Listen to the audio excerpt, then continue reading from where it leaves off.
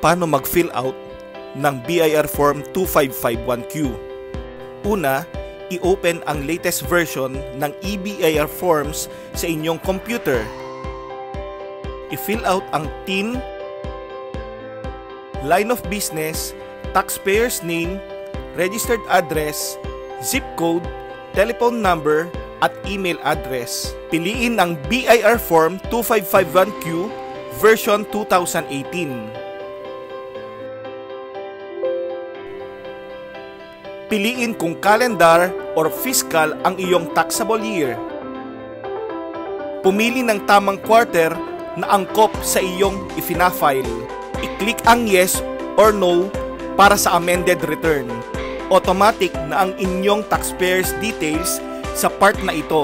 Para sa number 12, kung nag-a-avail ng tax relief under special law or international tax treaty, pumili naman ng income tax rates na gagamitin kung graduated rates o 8%.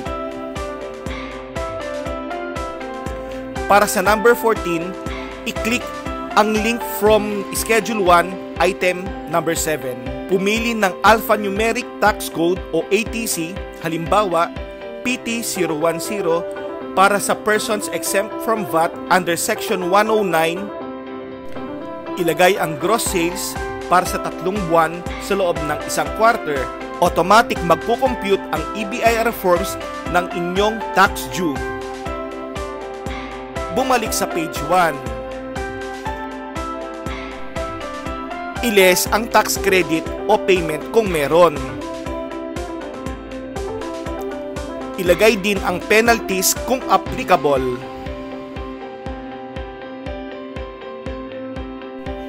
I-click ang validate upang ma-check kung kompleto na ang pag-fill out. I-click ang save. I-print ng 3 kopya kung may babayarang tax due.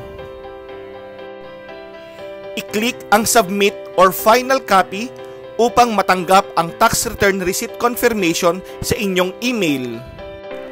Maaari na kayong magbayad sa authorized agent banks o sa mga e-payment channels ng BIR.